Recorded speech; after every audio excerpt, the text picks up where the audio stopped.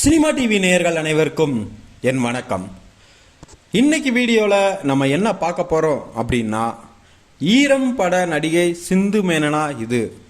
அவரோட அழகான குடும்பத்தை பாருங்க. அவரை பற்றின டீட்டெயில்ஸ் தான் இன்னைக்கான வீடியோவில் நம்ம பார்க்க போகிறோம். இது வரைக்கும் நம்ம சினிமா டிவியை சப்ஸ்கிரைப் பண்ணல அப்படின்னா சப்ஸ்கிரைப் பண்ணிக்கோங்க. கூடவே அந்த பெல் பட்டனை தட்டிக்கோங்க.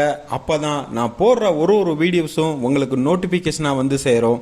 வாங்க இன்னைக்கான வீடியோக்குள்ள நம்ம போகலாம்.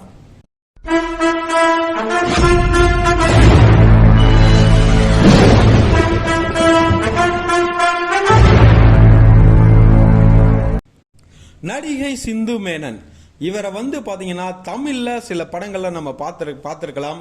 இவர் சொல்ல தகுந்த மாதிரி குறிப்பிட்டு சொல்லணும் அப்படின்னா, ஈரம் படத்துல நடிகை இவங்க தான் ஒரு நல்ல ஒரு பெர்ஃபார்மன்ஸ் கொடுத்திருந்தாங்க.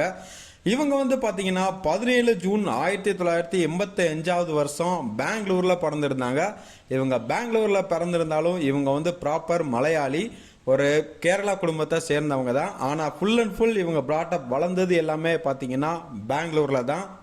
இவங்க வந்து பாத்தீங்கன்னா இவங்க ஒரு நல்ல ஒரு பரதநாட்டியம் டான்சர்.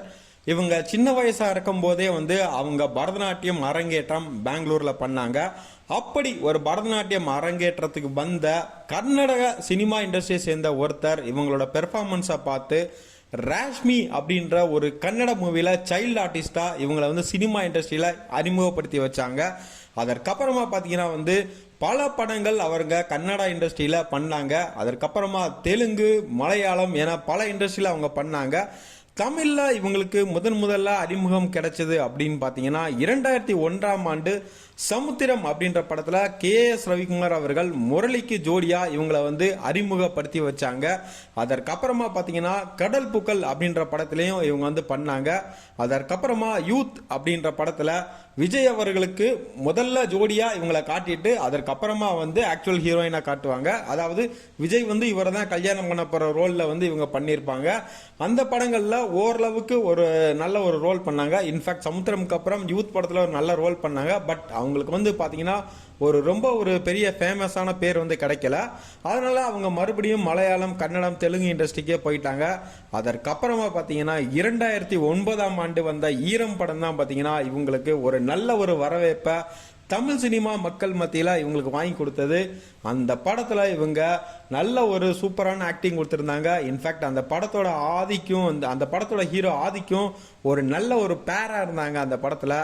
அதற்கப்புறமா இவங்க மறுபடியும் கன்னடா, தெலுங்கு அப்படின்னு ஒரு சில படங்கள் மட்டும் பண்ணிட்டு டொமினிக் பிரபு அப்படின்றவரை 2010ஆம் ஆண்டு கல்யாணம் பண்ணிட்டு பெங்களூர்ல அவங்க வந்து கம்ப்ளீட்டா செட்டில் ஆயிட்டாங்க.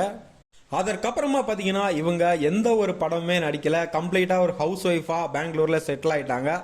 இப்போ இவங்களுக்கு பாத்தீங்கன்னா ஒரு மகளும் இருக்காங்க. அவங்களோட புகைப்படத்தை, அந்த ஃபேமிலி போட்டோஸை அவங்களோட இன்ஸ்டாகிராம்ல ஷேர் பண்ணியிருக்காங்க.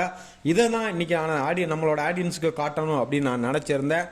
இது போன்ற சினிமா குறித்த தகவல்களை நீங்க தெரிஞ்சுக்கணும் அப்படின்னு நினைச்சீங்கன்னா தொடர்ந்து நம்ம சினிமா டிவியோட இணைஞ்சிருங்க. லைக் பண்ணுங்க, ஷேர் பண்ணுங்க, அண்ட் உங்க கருத்துக்களை கமெண்ட் பாக்ஸ்ல மறக்காம சொல்லுங்க.